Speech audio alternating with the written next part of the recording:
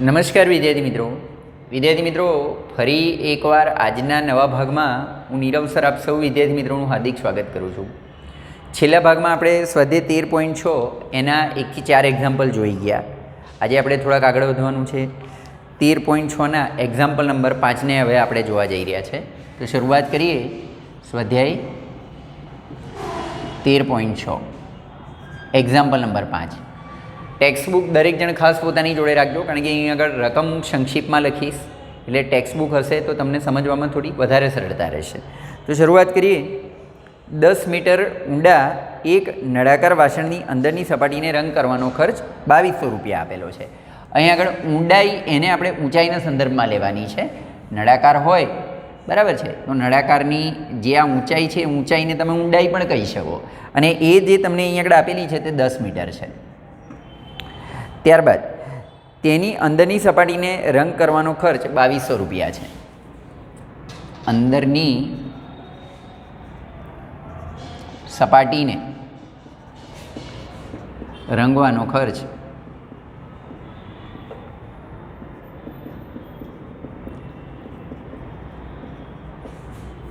2200 રૂપિયા છે.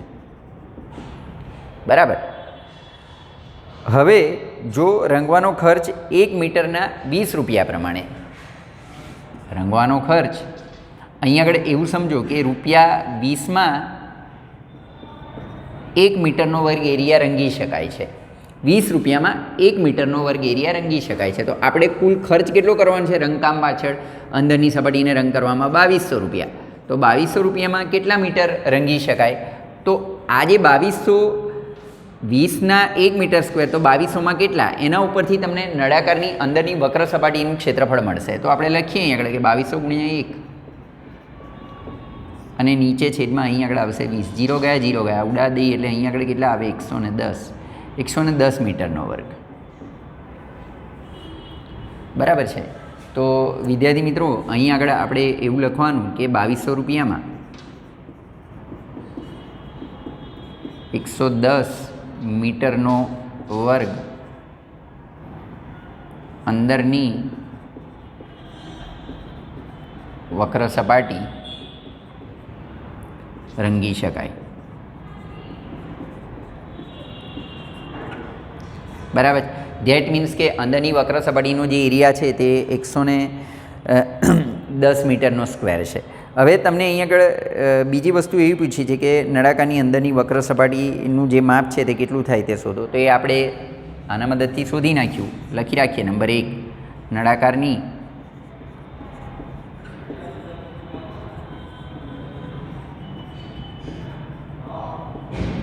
વક્ર સપાટીનું ક્ષેત્રફળ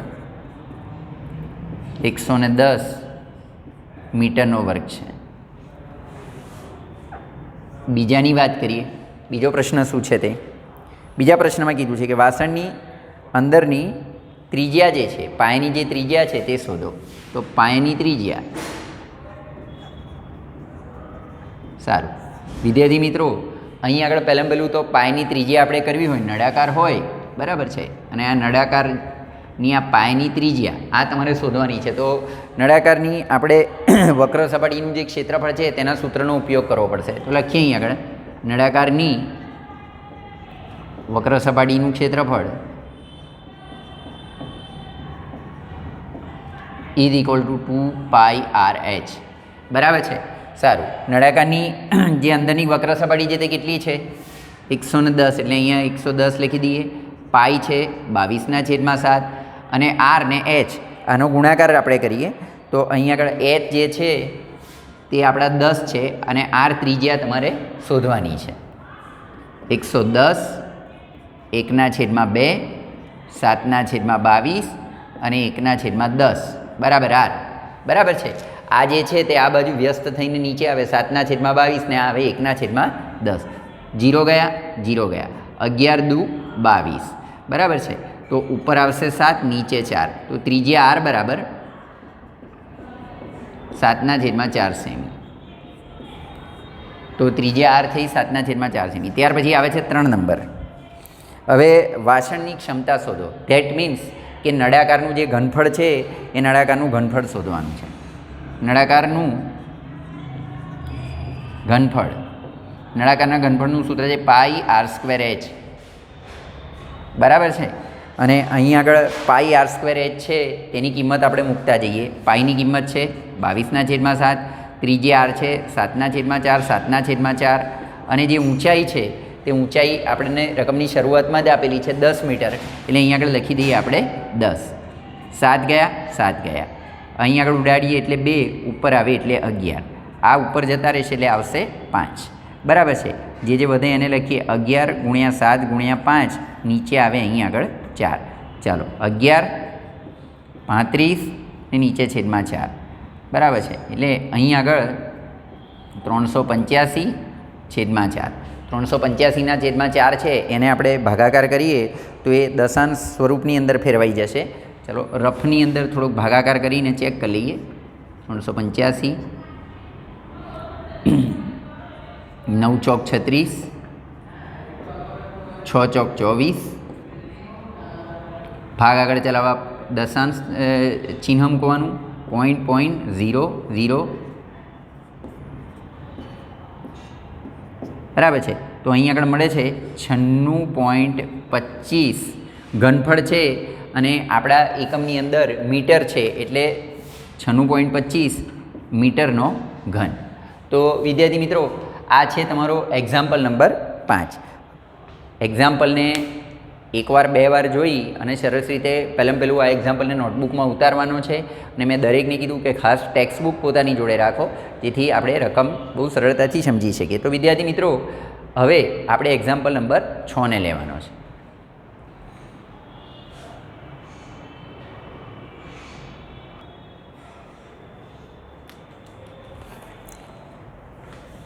એક્ઝામ્પલ 6 શું છે રકમ જોઈએ. 1 મીટર ઊંચાઈવાળા બંધ નળાકાર વાસણ, લખીએ 1 મીટર ઊંચાઈવાળા બંધ નળાકાર વાસણ. 1 મીટર ઊંચાઈવાળા બંધ નળાકાર વાસણની ક્ષમતા, આની જે ક્ષમતા છે તે છે 15.4 મીટર, 15.4 લીટર, સોરી 15.4 લીટર. તો તે બનાવવા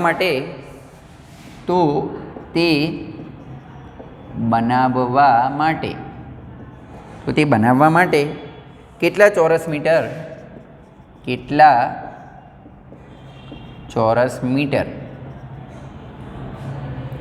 ધાતુના પતરાની જરૂર પડશે.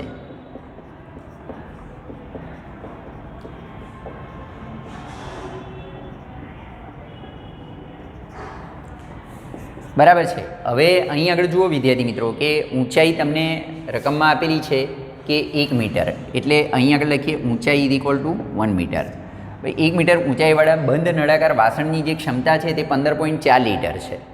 હવે અહીં આગળ તમારે એક વસ્તુ ખાસ સમજવાની, એક ચેન્જીસ માટેનો એકમ છે કે 1000 લીટર હોય ને તો 1 મીટરનો ઘન હોય, બરાબર છે. તો અહીં આગળ વાસણની અંદર કેટલા લીટર છે? 15.4 છે, એની ક્ષમતા આટલી છે, એટલે એરિયા કેટલો થાય અંદરનો એ આપણને મળે. તો અહીં આગળ લખીએ કે 1000 લીટર હોય તો મીટરનો ઘન 1 હોય, તો આપણે અહીં આગળ 15.4 લીટર હોય તો મીટરનો ઘન કેટલો? બરાબર. 1000 લીટરે 1 મીટરનો ઘન એરિયા વપરાય એટલું ભરવા માટે, તો 15.4 લીટર ભરવું હોય કોઈ બી પ્રવાહી તો કેટલા મીટરનો ઘન વપરાય એ અહીં આગળ આપણે શોધીએ.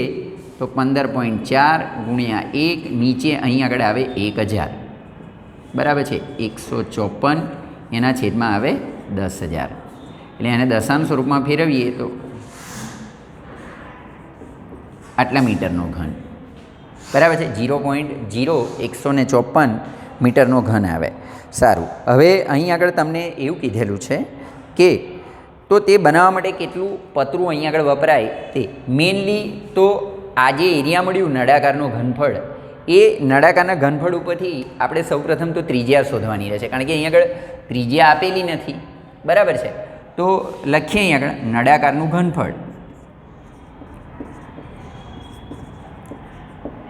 અને નળાકારના જે ઘનફળ છે એનું જે આપણું સૂત્ર છે તે છે પાઈ r²h બરાબર. અહીં આગળ આપ્યું છે 0.0154. જે પાઈ છે એ પાઈની કિંમત આપણને આપી ના હોય તો અહીં આગળ ગણી લેવાની કે 22/7. 22/7 આરનો વર્ગ ત્રિજ્યા શોધવાની છે, અને ઊંચાઈ જે છે તે ઊંચાઈ તમને અહીં આગળ આપી છે 1 મીટર, એટલે લખી દેવાના 1 બરાબર. સારું, 0.0154 7/22 બરાબર આરનો વર્ગ. આરનો વર્ગ એક જોડે ગુણાય એટલે આરનો વર્ગ જ રહે. સારું, આ હું હટાવી દઉં અહીં આગળ તો નીચે કેટલા આવે 10,000 બરાબર છે. સારું, હવે 22 ને 154 છે તો 22 સીધા 154. ઓકે, તો અહીં આગળ આપણે લખીએ કે r² કેટલા, તો 7 × 7 ને અહીંયા નીચેની વાત કરીએ તો 10,000 એટલે કેટલા 100 × 100. તો આપણે આવું લખી શકીએ કે આ 7નો વર્ગ ને આ આવે છે 100નો વર્ગ, તો 7/100 આખાનો વર્ગ બરાબર છે. એટલે આરનો વર્ગ બરાબર અહીં આગળ હું લખું છું 0.07નો વર્ગ. બે બાજુથી વર્ગ જતા રહે, તેથી આર બરાબર આવશે 0.07 મીટર. ત્રિજ્યા આર એ આર મળે છે 0.07 મીટર. હવે અહીં આગળ ત્રિજ્યા મળી, તમને એવું કીધેલું છે કે આ ધાતુ બનાવવા માટે પતરું કેટલું વપરાય. એનો મતલબ એવો કે ધાતુ સ્પષ્ટ જ કીધેલું છે કે બંધ નળાકાર, એટલે અહીં આપણે લખવાનું કે ધાતુનું પાત્ર બનાવવા વપરાતું પતરું.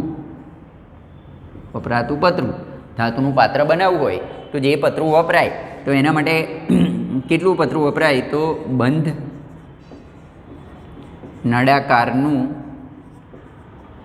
કુલ પૃષ્ઠફળ, અને એ છે 2πr કૌંસમાં h વત્તા r. 2πr કૌંસમાં h વત્તા r. 2 22/7.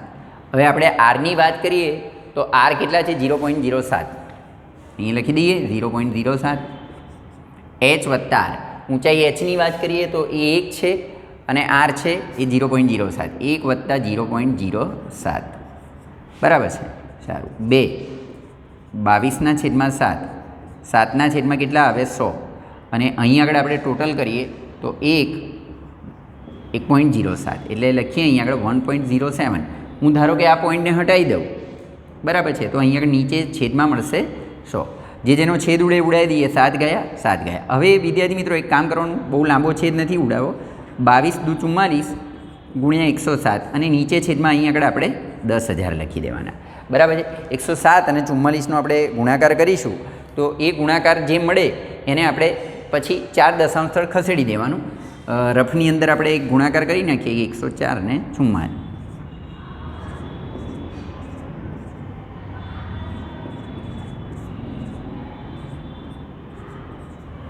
4708 અને એની નીચે અહીં આગળ આવે છે 10,000, તો અહીં આવે છે 0.4708.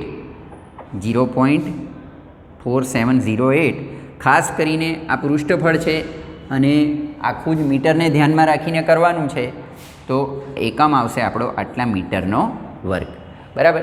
તો 0.4708 મીટરનો વર્ગ. તો વિદ્યાર્થી મિત્રો આ થયો તમારો એક્ઝામ્પલ નંબર 6. ફરી એકવાર એકદમ ધ્યાનથી એક્ઝામ્પલને લખવાના છે. સૌથી પહેલું કામ તમારે શું કરવાનું છે, આ ઊંચાઈ લખી, જે અહીં આગળ બંધ વાસણની અંદર ભરાવાની જે ક્ષમતા આપેલી છે લીટરની અંદર આપેલી છે એને એના એરિયામાં મીટરના ઘનમાં ફેરવવાની છે. તો જો આ એકમનો ઉપયોગ કરવાનો છે કે 1000 લીટર બરાબર 1 મીટરનો ઘન, 1000 લીટર બરાબર 1 મીટરનો ઘન, તો 15.4 લીટર હોય તો મીટરનો ઘન કેટલો, આ કરીએ એટલે અહીં આગળ મળશે 0.0154 મીટરનો ઘન. સારું, અહીં આગળ આપણે લખીએ કે નળાકારનું ઘનફળ, અને એ ઘનફળ કેટલું છે πr²h. હવે આ નળાકારનું ઘનફળ જ આ તમે શોધેલું છે બરાબર.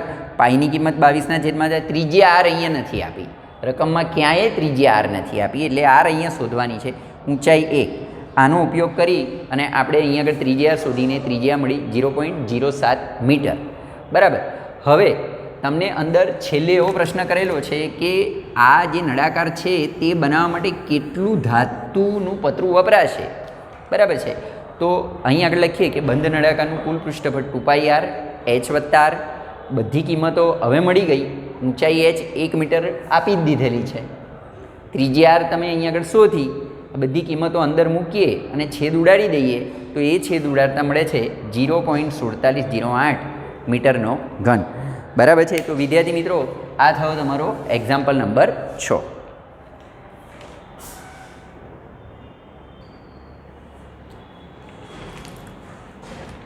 વિદ્યાર્થી મિત્રો આજે આપણે એક્ઝામ્પલ કર્યા એ એક્ઝામ્પલ આધારિત બીજા 2 થી 3 એક્ઝામ્પલ હું તમને અત્યારે જાતે ગણવા આપું છું.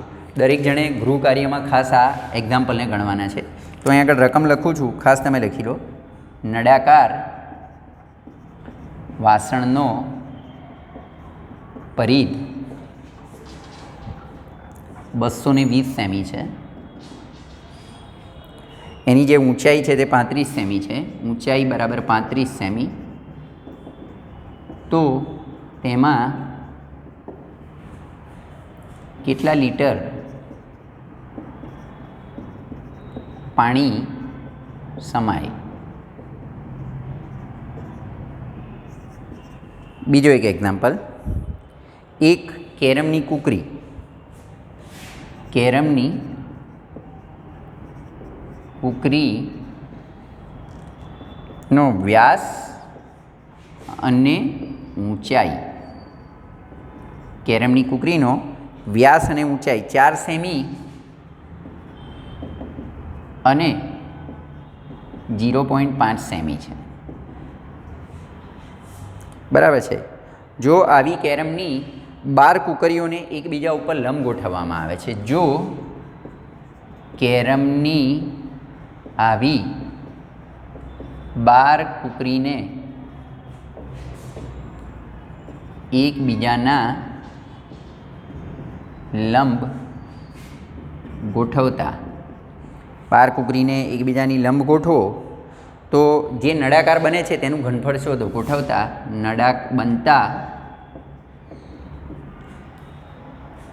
નળાકારનું ઘનફળ શોધો. અને નળાકારનું ઘનફળ છે પાઈ બરાબર 3. પાઈની કિંમત આની અંદર આપણે 3.14 લેવાની. નળાકારનું ઘનફળ તો શોધવાનું છે. બરાબર. અને એક છેલ્લો એક્ઝામ્પલ. નળાકાર ટાંકીની ક્ષમતા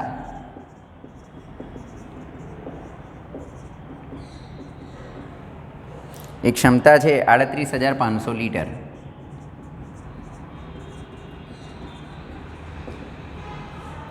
તેનો વ્યાસ 3.5 મીટર છે. વ્યાસ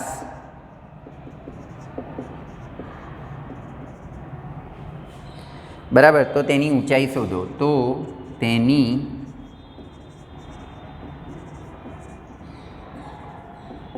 ઊંચાઈ શોધો. તો વિદ્યાર્થી મિત્રો આ 3 એક્ઝામ્પલ છે જે અગાઉ શીખવાડ્યા એની એક પેટર્ન પ્રકારના છે. તો આ 3 એક્ઝામ્પલને કરવાના. નેક્સ્ટ ભાગમાં હવે આપણે 13.6નો 7મો અને 8મો જે 2 એક્ઝામ્પલ રહ્યા છે એની ચર્ચા કરશું. અસ્તુ.